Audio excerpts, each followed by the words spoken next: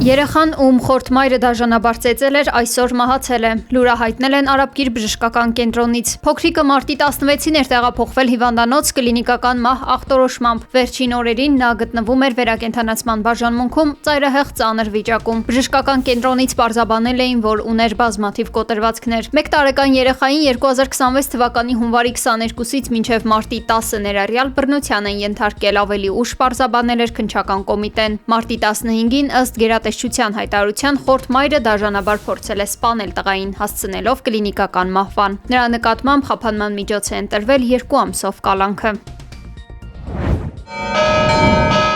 Ամենայն հայոց կաթողիկոսը չի կարողանա մասնակցել համայն Վրաստանի կաթողիկոս պատրիարք Իլիա II-ի հուղարկավորությանը, չնայած նրան հատուկ հրավեր էին ուղարկել։ Փաստաբան Արա Զոհրաբյանը հայտնել է, որ քննիչը մերժել է կաթողիկոսին մի քանի օրով Վրաստան մեկնել թույլատրելու միջնորդությունը։ Մեջբերում եղբայրական ժողովրդի այս մեծագույն վշտի պահին պատշաճ էր, որ ամենայն հայոց կաթողիկոսը մասնակցի կայանալիք եկեղեցական սուրբ արարողություններին։ Այս կապակցությամբ միջնորդություն էին ներկայացրել քննիչին։ Այսօր ստացա միջնորդությունը մերժելու վերաբերյալ որոշումը։ Մեջբերման ավարտը։ Եմենի Անսար Ալլահ հուսիական շարժումը պաշտոնապես հայտարարել է Իրանին ռազմական աջակցություն ցուցաբերելու մասին։ Նրանց ներկայացուցիչների խոսքով որոշումն արդեն ընդունվել է եւ գործողությունները լիովին համաձայնեցվել են Իրանի հետ։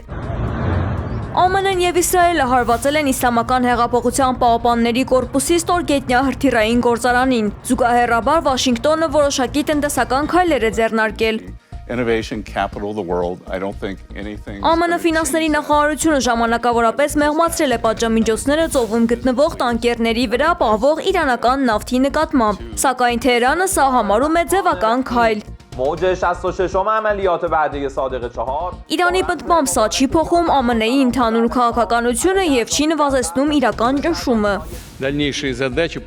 Այս ֆոնին Ռուսաստանը վերահաստատում է իր հավատարմությունը Թեհրանին։ Նախագահ Վլադիմիր Պուտինը Նովրուզի արդիվ շնորհավորել է Իրանի առաջնորդներին։ Նա շեշտել է, որ Մոսկվան մնում է Իրանի հուսալի գործընկերն ու հավատարիմ ընկերը։ Իրանի ատոմային էներգիայի կազմակերպությունը հայտնել է, որ Իսրայելը եւ ԱՄՆ-ն հարվածել են Նաթանզի միջուկային օբյեկտին։ Ռադիոակտիվ արտահոսքեր չեն եղել եւ շրջակա տարածքի համար սպառնալիք չկա։ Կազմակերպությունը նշել է, որ հարվածը խախտել է միջազգային միջուկային անվտանգության չափանիշները։ Երեկ Իսրայելի վարչապետ Բենյամին Նեթանյահուն հայտարարել էր, որ Իրանը ուրանի հարստացման կամ բալիստիկ հրթիռներ արտադրելու հնարավորություն չունի։ שיאפשרו לעם האיראני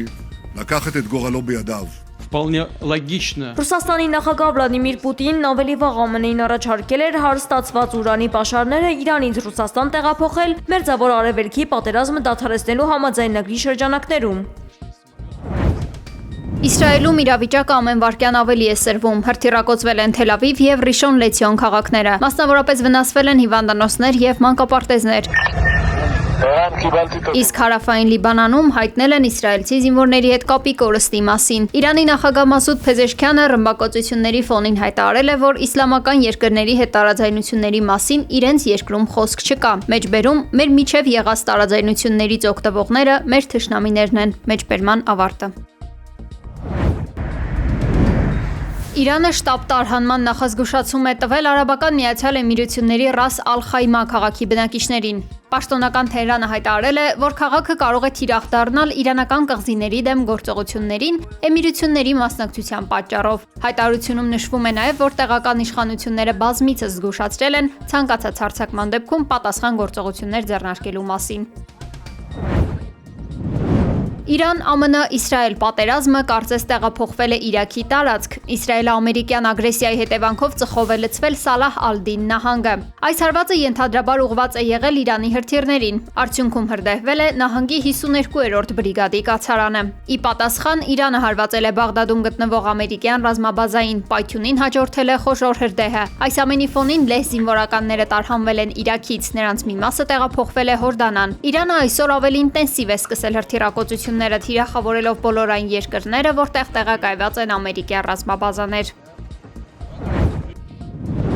Իրանը պատրաստ է ճապոնական նավերին թույլ տալ անցնել Հորմուզի նեղուցով, հայտնել են ճապոնական լրատվամիջոցները հղում անելով Իրանի արտգործնախարար Աբբաս Արաղչիին։ Թեհրանը բանակցություններ է սկսել Տոկիոյի հետ համաշխարհային նավթի մատակարարման համար նեղուցի հնարավոր բացման վերաբերյալ, ասել է Արաղչին, սակայն Ճապոնիան պաշտոնապես դեռ չի հաստատել այս տեղեկությունը։ Սա տեղի է ունեցել Թրամփի եւ Ճապոնիայի վարչապետ Սանայե Տակաիչիի հետ հանդիպման ֆոնին։ Ամերիկյան մամուլը հայտնել էր, որ Թրամփը մտադիր էր ճնշում գործադրել դաշնակցի նկատմամբ Իրանի դեմ պատերազմում ռազմական աջակցություն ստանալու համար։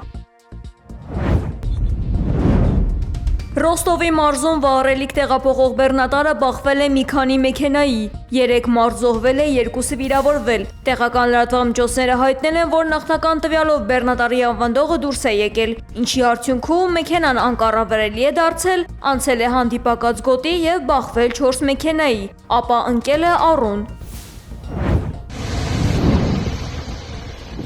Թուրքիայի Բոդրում քաղաքում միլիոնավոր դոլարների արժողությամբ 5 հսկայական զբոսանավ է այրվել։ Հրդեհը բռնկվել է Մուղլա նավահանգստում գտնվող զբոսանավերից մեկում։ Ուժեղ քամու պատճառով կրակը արագ տարածվել է մյուս նավերի ուղղությամբ։